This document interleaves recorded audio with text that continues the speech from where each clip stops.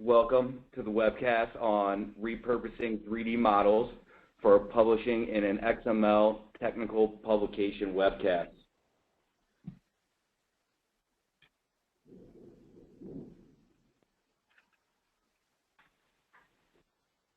Here's how to participate today. All participants will be in a listen-only mode. You can submit your questions, and at the end we'll go through as many questions as possible at the end of the presentation. My name is Joe Ferret. I will be your moderator today, and then we have David Manock here. He's going to present to you today as well. So here's an agenda for today. We're going to go through a quick introduction on Barry-Wehmiller International, and then David's going to go through the webcast on repurposing 3D models for publishing, and then at the end we'll go through a quick Q&A. So a little bit about Barry-Wehmiller International. We're a worldwide organization in business going on 130 years. We're headquartered in St. Louis, Missouri, and we have approximately 7,000 employees, and we're approaching $2 billion in revenue. Barry-Wehmiller is much more than just a PTC partner. We're a total solutions provider helping manufacturers across the entire product development spectrum.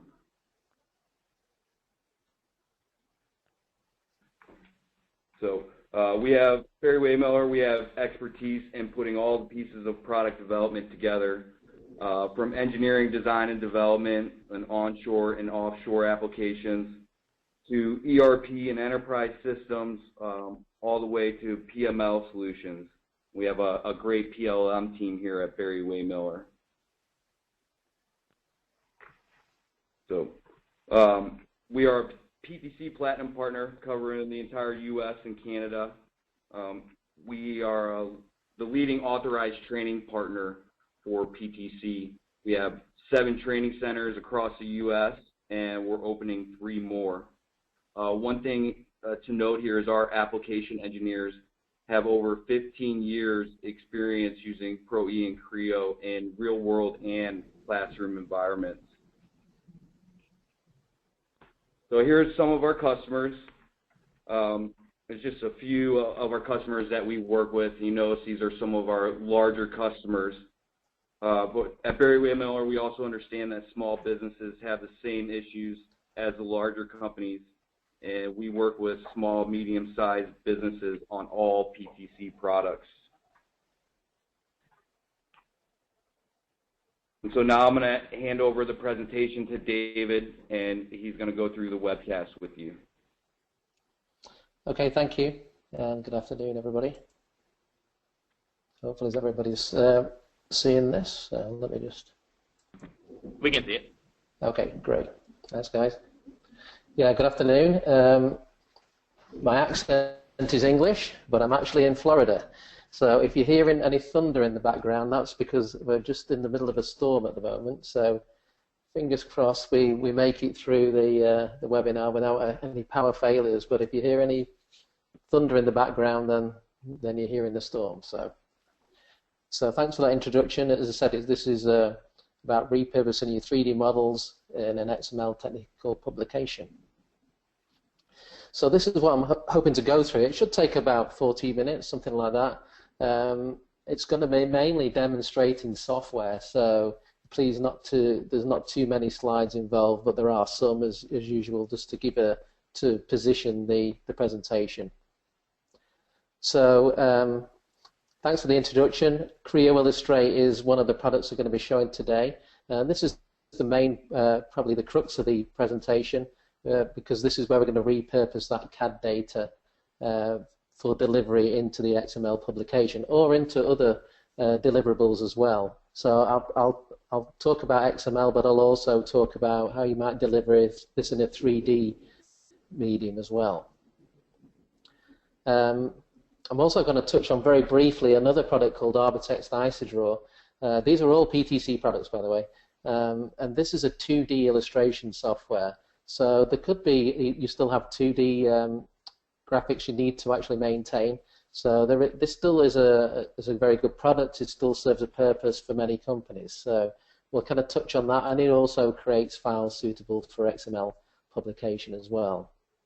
And there is a connection between that and Creo Illustrate. Finally, we'll look at the Arbortext Editor, which is the XML publisher. So I don't think a lot of people are aware that there's these other products in the PTC range. It's some of these companies, they were purchased some years ago really to answer this question of delivering technical publications. And they're all becoming integrated with Windchill and so forth. So it's a really good suite of applications that PTC have now. So we're doing the product demonstrations, and then we'll do a summary and a Q&A right at the end. So who are we? Visual Sight is we're a partner of Barry-Wehmiller. We see a lot of synergy with what they're trying to achieve, especially in the service lifecycle management space. We've got over 20 years experience in the technical publications industry. We provide Arbortext services, so consultancy and training. So we can add that to the service of Barry-Wehmiller International. We've got very specific skills in specifications such as S1000D, which is for the military. US defense companies are using this specification. ISPEC 2200, which is a commercial aerospace specification, and we have experience of that, and also DITA, which is more of a more common probably specification for the creation of XML data. So we have experiences all those three.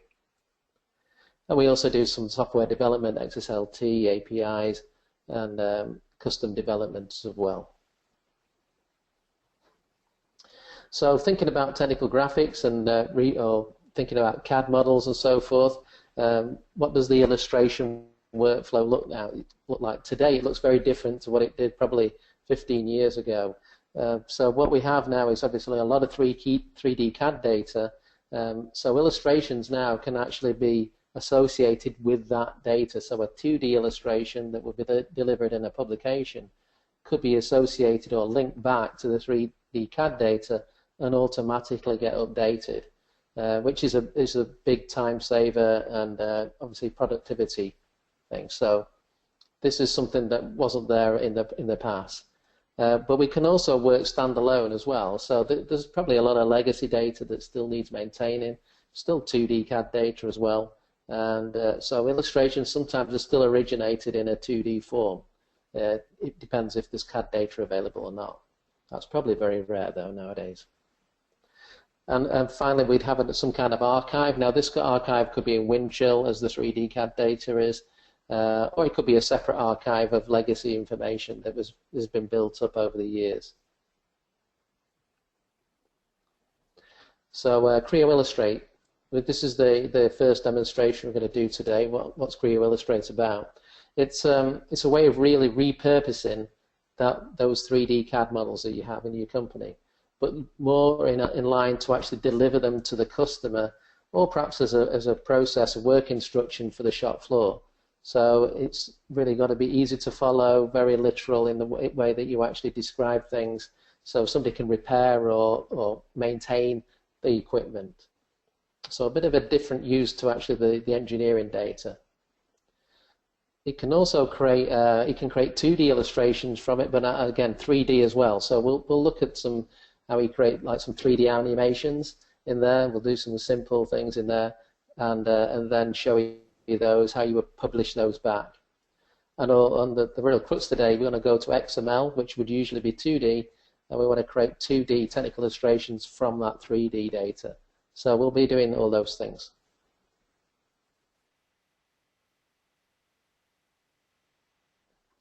Okay, so there's the slides for now. I'm just going to switch over to Creo Illustrate. So this is the interface. Could look a bit daunting to begin with, but it's pretty straightforward once you get into the software. We have all these panels here. These can be turned off and on in the bottom left, so we can tidy up this panel if we don't need a particular one. then we can turn it off and on down here. We can even actually go to full screen. We also have tabs across the top. They're pretty self-explanatory. We say animation, sectioning, and figures and so forth. So home is our main tab, and then file if we want to actually bring in an illustration or a CAD model. So that's what we'll do to begin with. We'll bring in a CAD model. Now we can say open. Now open really refers to the file in its native format. So once you bring the model in, you could actually save it and save it as a native Creo Illustrate file, which then would save you actually reopening the model. So you can save as this C3DI file, and it also makes the model much smaller as well. For the purposes of this demonstration, what I'm going to do is actually import something new, and you see we've got two choices here. We can either link it or embed it. Link means it's going to link us back. We'll have some kind of dynamic link from the model to our illustration that we're going to create. So let's say link, and I'm going to choose this particular file here. This is a PVZ file, but we have other options here, so we're not limiting it to Creo files or PTC files. There's DWG in here as well, so there's different file types we can actually bring in. So let's open that file. And it then gives me the option to, I can link it in two ways. One, update it after I confirm that I'm happy with the update, or always do. I think this one is probably the safest, that you actually have to confirm that there's an update is actually valid, and then I can do the update. So now we're creating that link with the engineering file. This is a standard file that PTC actually supply with the software. So it's a good, if you actually get the software, then you'll see this is the file that you go through tutorials with and so forth. We have tested a lot of files through here from customers, but obviously some of them are proprietary, so it's much better just to show this standard file, and you'll still get the idea of how to use the software. So it's brought in here, it says figure 1. And what I can do is, which I think is a really powerful thing with this, is you can create different figures or different views of this particular model. So I'm going to create one overall view to begin with by just saying use current view. If I then go to figures, we'll see that it's actually saved that view over here. Now what I've got the option now is to actually say I want a different view of it, or I just want to see one part of it. I don't know if you see when I move over here, it's actually highlighting particular components or assemblies. So I want to actually highlight this one here, which is the caliper, and I think you can see on the left that highlights. So when I actually click on something, it highlights in the S-BOM over here. So we have the service BOM, and we also have access to the engineering BOM. If I make changes in here, that does not affect the engineering data, so you've always got that protection. So I want to get the whole of this assembly. So I'm just going to click this in the tree view, the top level of the assembly, and now I've got just the caliper part. If I right click, I can then say open this as a new figure. So it's just going to bring this particular part in as its own figure. So I've quickly just disseminated that part away from the main assembly. And again, I can use this as a new figure. Select that current view, and that will be my view. So again, I go to figures, and now we've got the two, so I can quickly move between them. Okay, the other thing I can do here is I can right click, and I can rename this. So I can give rather than just keep calling them figure 1, it'll just go on forever, I can actually say I want to give this to be the exploded view. So I'm just renaming it. Okay, and I can do the same again. So I'm going to take a few views of this, and we'll use this as a current view, and I'm going to rename this as animation, so we'll do some animation. Okay, and I'm going to do the final one. Sorry about this. And this final one is going to be what we call a sequence.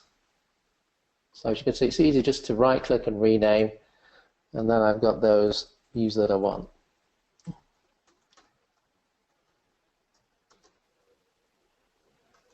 Okay, so I'm going back to the original figure up here, the exploded view.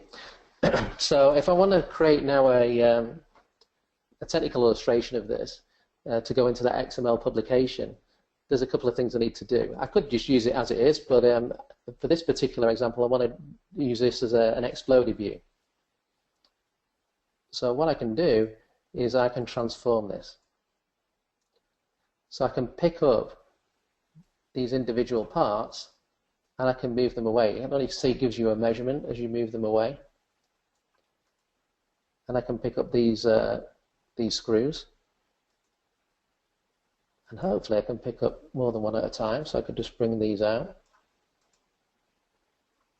I can zoom in and out if I need to as well. And then let's move these away. And then I can move the casing away, the calipers as well. Let's just move this part a bit further this way. So you can see I begin to work with the model. So I'll just move that out. So what I do, I want to get into a position where I can create an exploded view with the actual annotations, so I can annotate each part. So I just need to separate them a bit more. I could do a lot more work on this, but obviously for this purpose, you'll see that we're going to create quite a lot in this time that we've got today. Okay, so the other thing is I'm working on a laptop. I would hope if you get the software that you'll be working on a much bigger screen than this. So apologies for the size. I might be able to bring that a bit bigger so we can see it. Okay, so now I want to annotate this. So what I do is I've got a particular annotation tool, which is up here. And this is kind of a standard thing with illustration, that we have a leader line and then a number within it. It's also in CAD as well. So I then choose the part and then I drag out.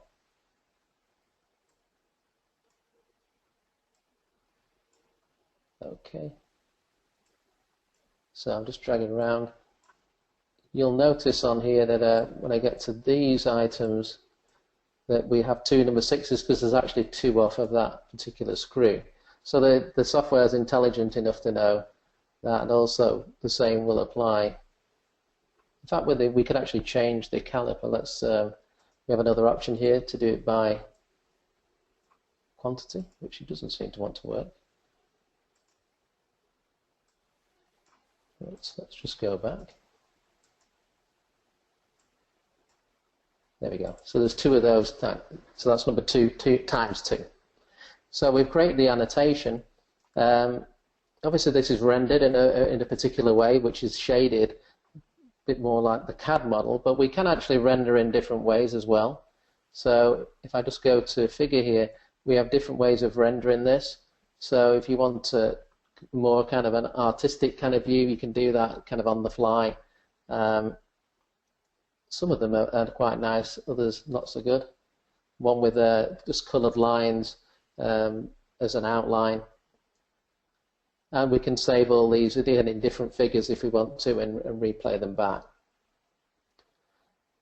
Okay, what I'm going to do is going to do a hidden line removal.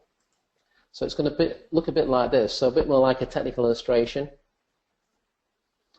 And how I do that is I go to my file menu and I save the figure as a illustration file. And here I've got 2D formats. And what I'm going to do is I'm going to use the CGM format, because I know that format works well with Arbortext Editor. These other formats you can see are IsoDraw, which we'll look at briefly in a few minutes, but I'm going to use CGM. And I'm going to put it in a particular directory so I can find it. So I'm going to call this Exploded View Creo, and then we'll save that.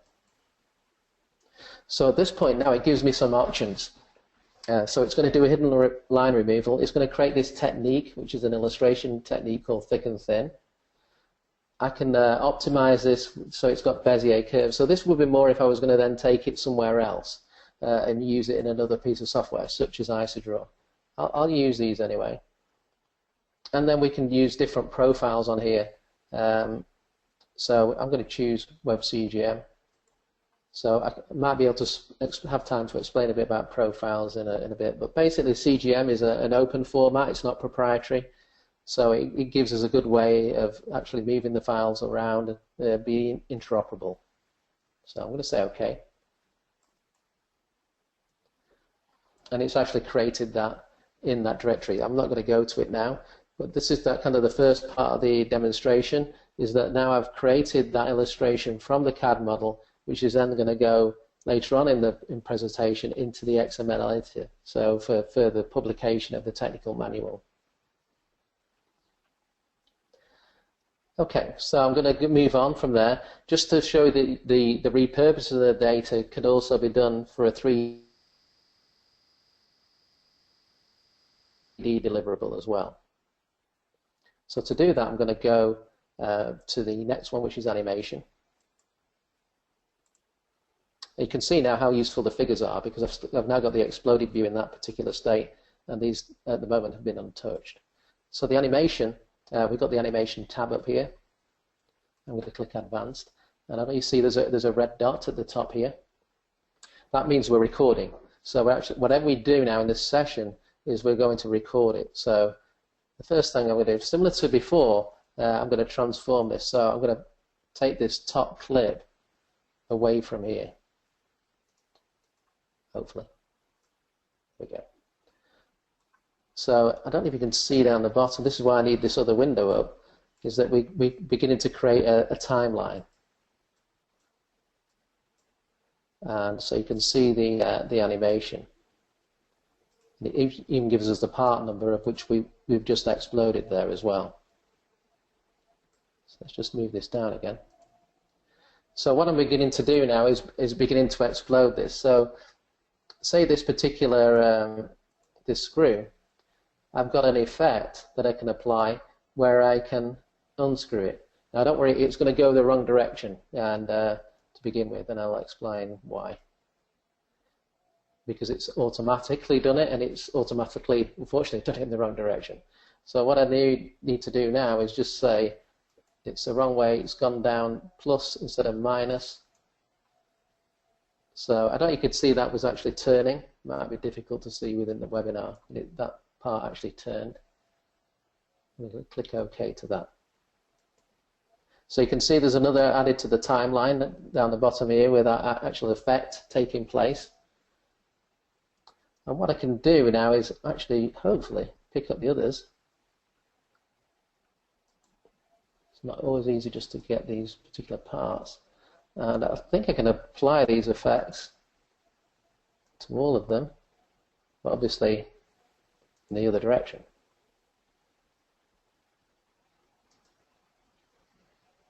So now I've taken all of these unscrewed all these screws. I'm going to click OK. Happy with that. And now I'm going to move them all away. So just move them away from the casing. So everything I'm doing is recording. It's just going out of range down the bottom here, but you'll begin to see the timeline build up. So at any time now, if I just zoom back out again, I can play this animation back. So that was happening quite quickly. So that you can extend these timelines out. So you're slowing them down so that actually we're going to extend the time out that it takes to do certain functions. So once you've done it, you're not actually limited in what you do. You can still edit it after you've done the animation. Okay, so the next thing I want to do is these particular parts, now that I've exploded them. Oops, I just need to select that one. I want to actually fade them away. So these are all effects they can do. So I can fade those out. So if I play that back again now, each part will explode, and then it will fade out, and then it gives me the opportunity to actually explode these other parts. So I've got those out of the way.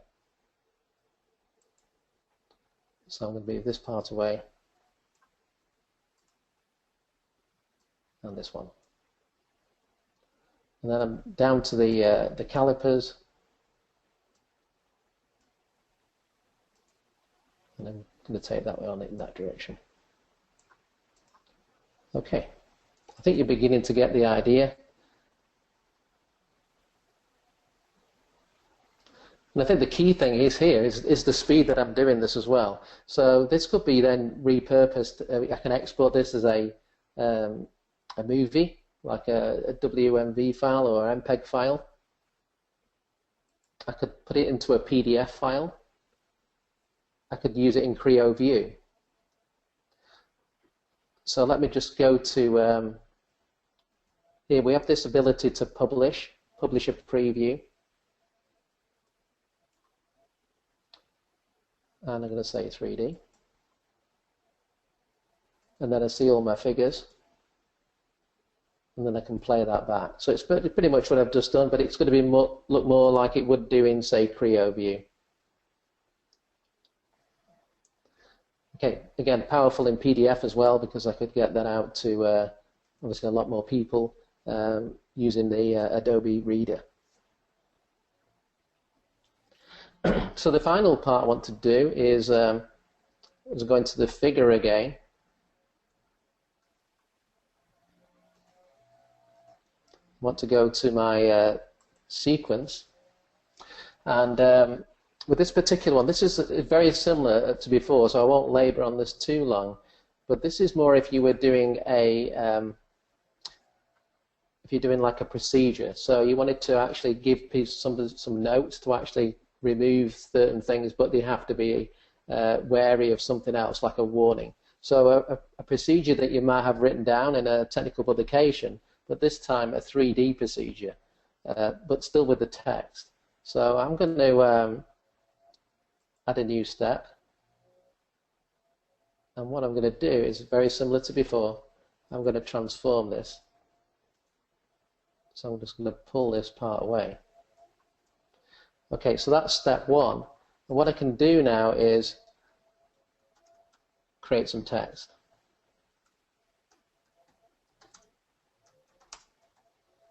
So I'm actually writing this down, and then we actually will see this appear when we play this back. And we'll go, and you then got the ability to go through this in sequence as the procedure. So really useful if you're assembling something or disassembling something.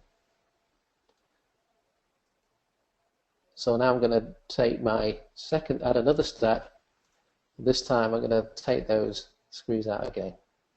So sorry if it's a bit repetitive, but I think it's good that you see that I can work with this particular part of the assembly in different ways. So I'm going to create that effect again where I unscrew it.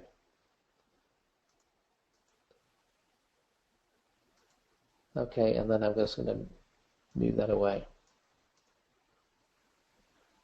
Okay, so if I add notes into this step,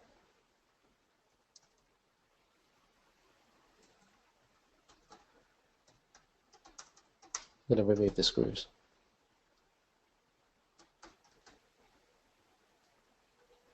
Okay. So I can preview the sequence in here. I could publish again to see what it would look like in, say, Creo View. And obviously it doesn't play back automatically, so I have to just click on here. There's the text, remove clip, remove the screws. And I could use the same effects as I did before. And we could also put warnings and cautions on this as well if certain things are hot, or if it's maintenance, you could put notes on that you need to oil this area. And so really useful tool if you want to deliver either to your customer or internally if you're assembling equipment or disassembling equipment.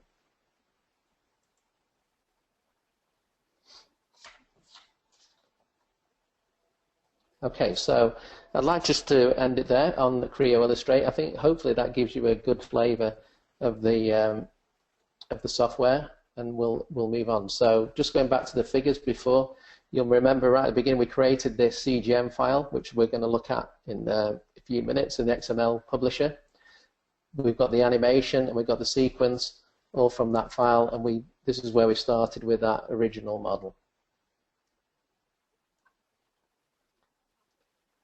Okay, I'm going to move on to IsoDraw, so just quickly go back to the slides.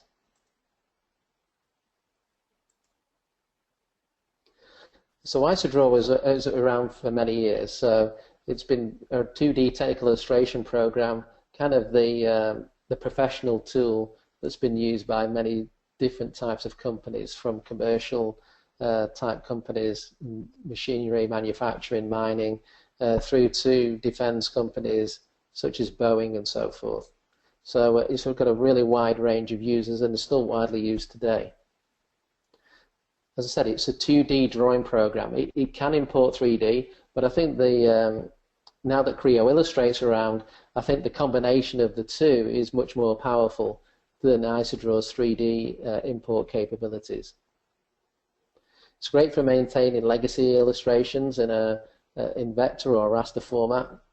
It's got a macro facility where you can automate tasks, and you can import, or as you could see from Creo Illustrate, it supports the IsoDraw format, so I could actually bring in illustrations from Creo Illustrate as well. As Creo Illustrate does, it supports the CGM format, which is an open format.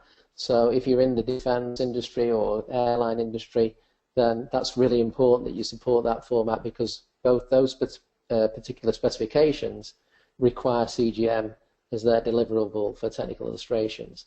So even if you've got 3D, at the moment there is no kind of 3D format for those specs, but there is a 2D, so you can easily deliver him and be compliant.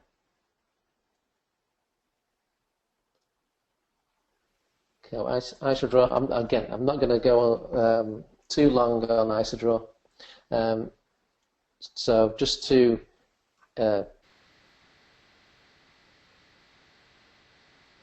do a few things so we can draw very easily.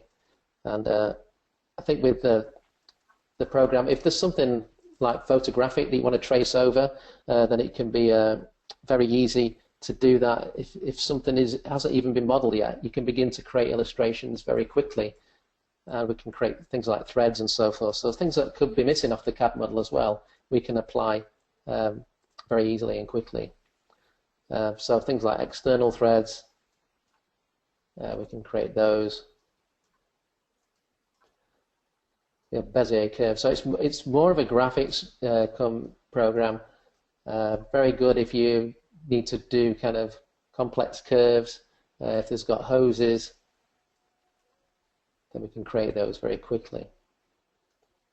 And it supports all those formats that we spoke about before, which is CGM, or it can support EPS and things like that. So it could go into Word or into other graphics technical desktop publishing programs. So I think there's still a place for IsoDraw, and still a lot of users out there. But obviously nowadays, a lot of information is now coming from the CAD models, and that's what we're really showing today. Okay, so now talking about XML, because that's one of the topics for today. Is with Arbortext Editor and Styler, PTC have really the leading brands or the leading products in this area. There's quite a few different XML editors out there that you can get, and some obviously are even free on the net. But I would say Arbortext Editor has been a leading one in most kind of manufacturing type industries. It's kind of a de facto standard. It was I just noticed Arbortext is spelled wrong, so I'll apologize for that. With Arbortext, that was the original company name, and it was one of the PTC acquisitions, and they retained that as the brand because it was so strong. So there could be even users of Arbortext Editor on the line today. So you'll recognize how powerful it is and how robust it is. So it can create reusable components. It can work different specifications, and it's really for publishing those technical manuals, suite of technical manuals to your customers. Styler is another product from PTC. It's slightly different, and we're talking about XML, and we'll talk about that a bit more in a few minutes, is that you need some way to actually style the actual data, the tag data, the XML data. So a bit different from looking at Word and then actually seeing what you get is what you print out. This is all tagged information, so we need some way of interpreting those tags and actually giving the output that we require, either to PDF or to the web. So Styler is a way of creating those style sheets. So I really describe XML as structured authoring, and it's also single source because we have one source, and that's the XML data, and from there we can go into different formats or different deliverables. So we can even easily personalize data as well, or make it pertinent to a different languages or different customers, because everything is tagged.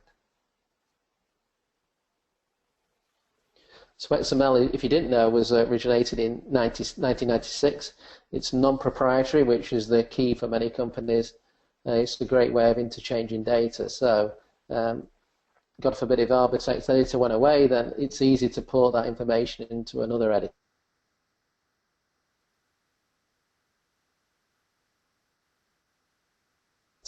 So that's the whole point here. We're not working with proprietary data. We're working with something that's interoperable between different systems and probably companies. So XSL is the style sheet, and this is where Styler comes in. So we'd have different types of style sheet for different outputs. So XSLT, probably you might have heard that for the web, and also XSLFO is more for PDF output. So different types of style sheet for different types of output, but Styler handles all of those. So this is a bit what single source publishing looks like. So we've got XML, then we've got in between the XSL style sheets, and then we've got our different output formats. Today we'll probably look at the web and PDF.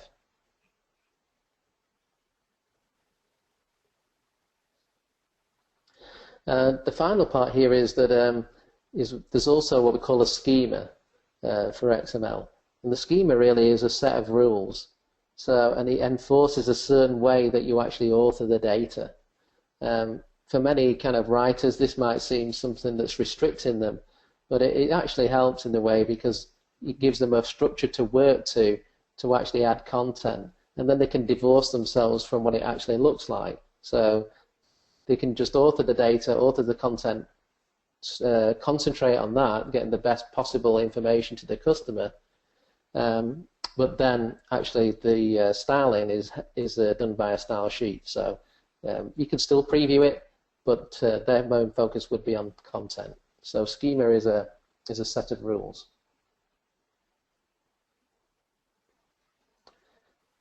Also with XML we have, just to make things even more complicated, is a set of specifications.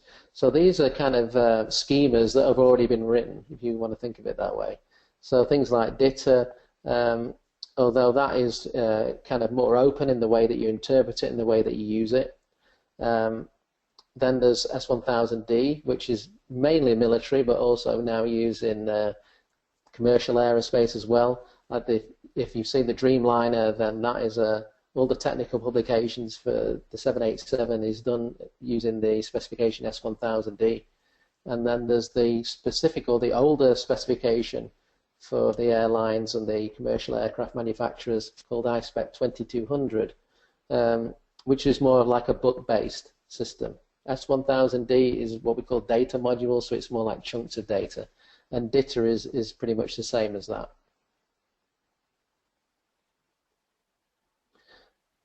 So to actually work with these specifications, you would usually need something within say Arbortext Editor that enables that to happen more quickly. You could do it from scratch, but it's easier if you've got an application to help you. So Editor with the Arbortext Editor is supplied with Arbortext Service Manual application, which we'll take a look at today. And then there's some other products we do. My company does a couple of them for S1000D, S1D Author, which works with Arbortext, and also IS2 Author, which works with the iSpec 2200 specification. So basically, these make you compliant with the spec. So this is the final part of the demonstration part of the presentation today. So I'm going to go to Arbortext. It looks nothing like the two pieces of software we've seen before, and in first it can look very complicated. But there's a lot in here that you would probably never use, and that's probably true of a lot of pieces of software. So I wouldn't say it was too daunting. So what I'm going to do is save File and New. And we can see the application we've got here, that one I mentioned a few seconds ago, Service Manual Application, is up at the top. And it gives us templates to work with, so we don't have to start from nothing. We can work from scratch. Sorry, we can work from with some help from the templates. And we also get a sample as well. So the sample, we can actually see some work that has been done before. So what I'm going to do is I'm going to open the sample of what we call the DITA map. So what's the DITA map? The map is really your table of contents, and it's a way of assembling the manual. But we can do this in a way that's drag and drop. So we can create chapters. We can with different, obviously, topics in here. So if I scroll down, you can see we've got the electrical system, and below that chapter is the actual data. So battery and cables and so forth. So I'm just going to go down to, here we have the disc brake, and if I double click on that, that opens that particular document. So this is an individual, what we call topic, or in this case, this is a procedure, which is part of the overall manual. So you can see this is what we call tagged. So this is our XML. So I apologize if I'm being a bit kind of oversimplifying this for some on the line, but you're probably more familiar with this when you see HTML and so forth. So everything is actually tagged when we create the document. So the author or the writer is just really writing in between these tags. So that's where he's putting his content. There's no styling because at the moment I've not applied anything to it. If I do, then I can go to, if I just want to quickly see what this looks like, I go to Publish and say PDF file, click OK, and it'll publish that. So you can see this particular style sheet is 2 columns. It has a title that's in blue and so forth, so you can see how it's actually laid that out. Obviously totally different to what I see here. So what I'm going to attempt to do is I'm going to insert a figure. So what I've just done on the keyboard there, so unfortunately I can't show you that, is I've hit return. And return shows me all the tags that are actually allowed in that particular point. So I want to put a figure in. And now what I want to do is actually bring in that illustration that we did. So I'll put it on the desktop. And I think I would put it in here.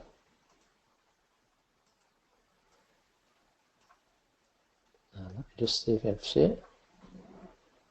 Yep, it's there. So I'm going to insert that. And there's that illustration. So then that's now part of my publication.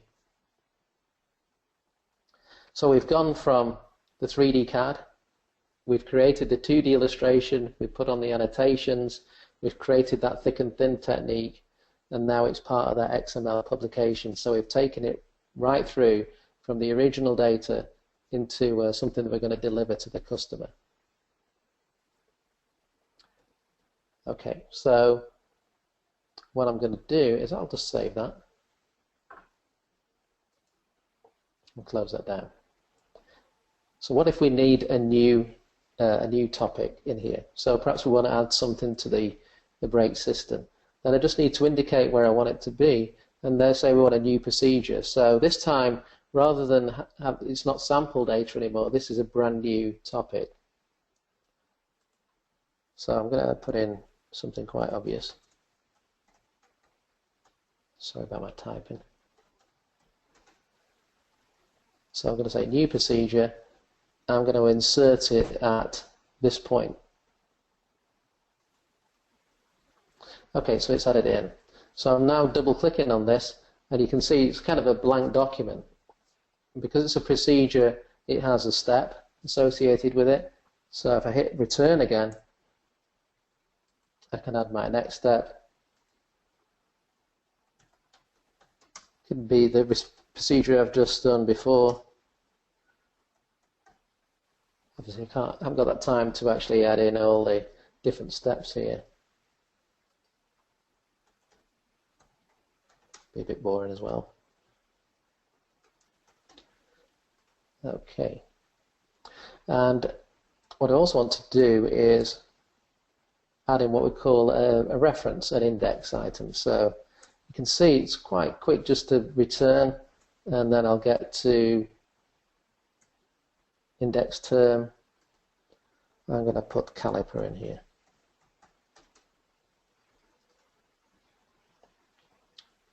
Okay, and I might even put that figure in as well. So let's go back. We'll put it in here at this point as well. You probably have your a better layout for your files, so you can find them a lot easier than I can today. Okay, so there's my new procedure. I'm going to save that. Okay, so let's go back to the map. And instead of publishing an individual document, now what I'm going to do is publish the whole manual. So if I go back, so I insert my cursor at the top, so that's the top level of the tree. Publish, PDF file. Okay, this will take a bit longer. We should see all the pages going through. It's going to create me a table of contents, an index. It doesn't take too long. And here we have the manual. So here's the table of contents. Trying to see if I can see my new procedure, which is here. Very small, sorry about that. Probably see there's the illustrations that are created. And I think we'll get down to the index. And we should see caliper, which is on page 12. So I've published that, but I've also obviously put something new in and actually inserted the illustration that I've done as well. And the final part is just to prove this is XML is a single source, multiple outputs. I'm also going to create HTML. This just takes slightly longer. And this isn't the greatest style sheet. Oh, it's very quick this time. Very quick this time. That put me off. And we got care of paint, and so this is all interactive. I don't think it's the greatest style sheet I've seen, but it does the job, I think. You can see there we've gone from so it's single source publishing. Okay. So I'd like to just end at that point. Let me just go back to the slides. So just to summarize, I really believe PTC have got a real holistic publication suite, you know, along with their engineering and PDM, PLM software as well. So SLM, Service Lifecycle Management, which this actually fits into, is a very strong area for PTC as well. It's good links. We can link back into Windchill and you know, manage all this data, and that includes the XML data as well. So it's not only managing your CAD models, it's also managing now your technical publications as well. So that's an extension on top of what you've already got. So we looked at Creo Illustrate. You can see that it can go to 2D, or we could use it in a 3D world as well and deliver, you know, very kind of compelling graphics for our end users or internally. We've got the Arbortext IsoDraw application if we're going to do 2D illustration or maintain illustrations we've already created. And then we have Arbortext Editor to publish those technical manuals in an XML environment. So thank you very much. I'll probably pass you back to Matt, I think. Is it Matt? Or Jason, sorry.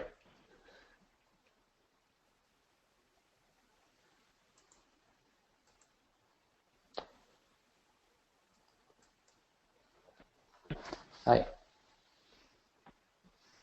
I don't know if we had any questions. Yeah, 1 second. We'll get it right up. Okay, thank you.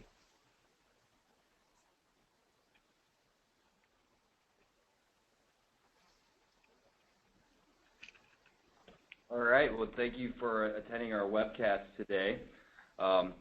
This webcast has been recorded, so if you'd like to view it at a later time, you can go to the Barry-Wehmiller website at www.b-wi.com.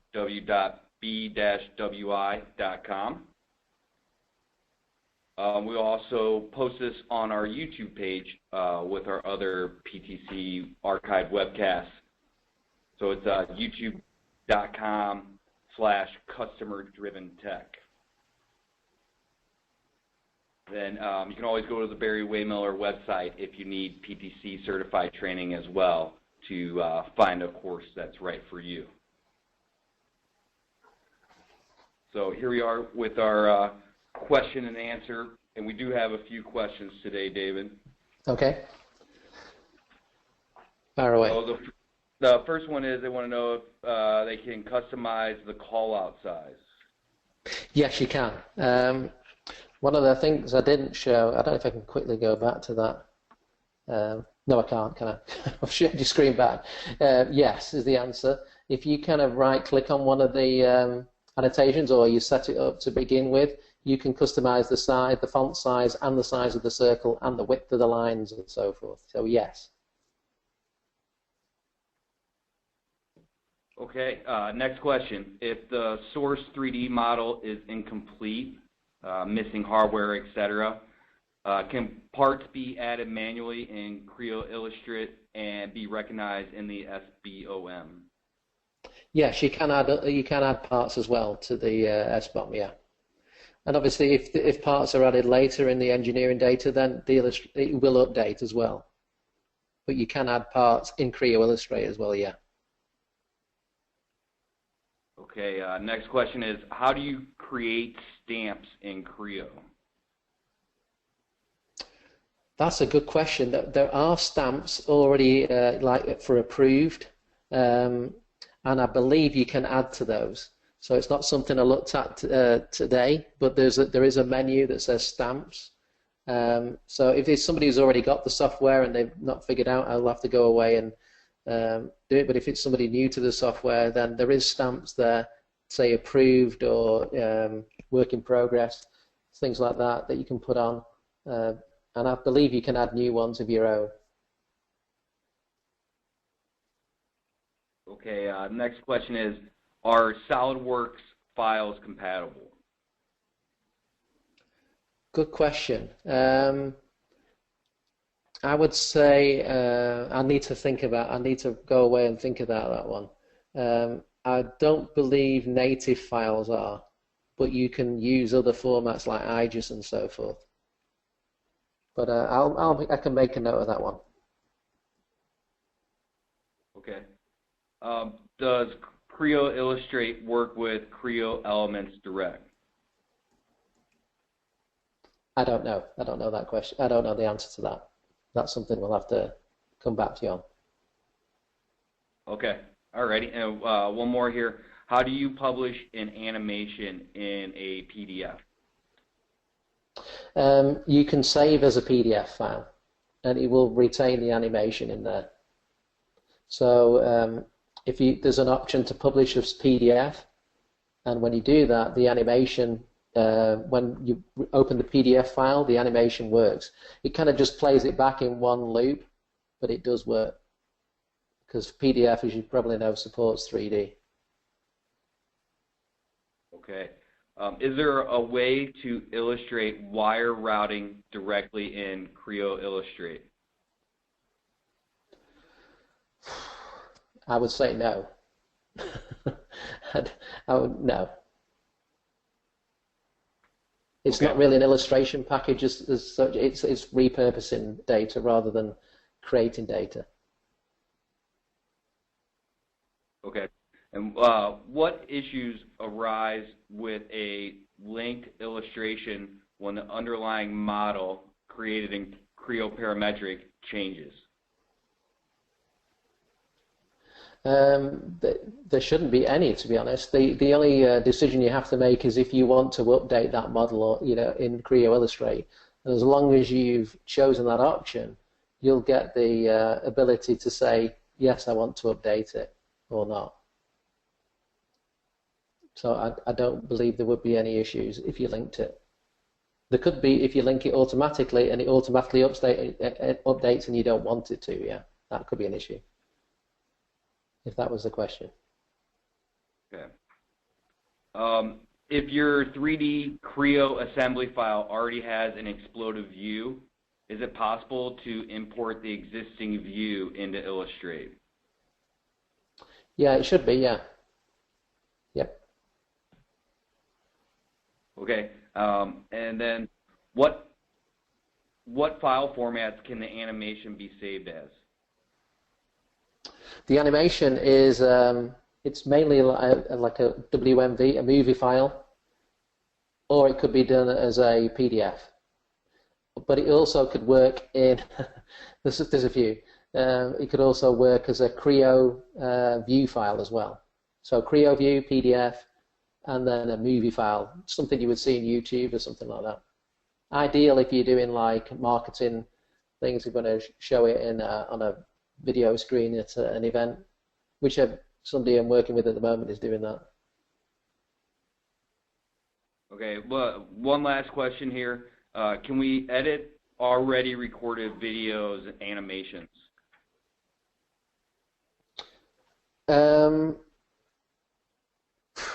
It depends. They'd need to be in the right format. So if they've been done in some other piece of software, some other animation piece of software, then it's doubtful. But if they're done within the environment, then you can change them as much as you like within the Creo Illustrate environment. If you're bringing them in from something else, then it has to be a compatible format. And if it was done in Flash, definitely not. So it really depends what type of files you're talking about from what source.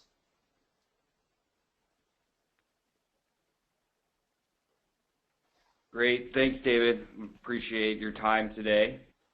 That's the end of our presentation. If you need to speak with an expert about technical publications, my contact information is there. joseph.ferret@b-wi.com, or you can reach me directly at 314-394-0870. Once again, thanks for attending.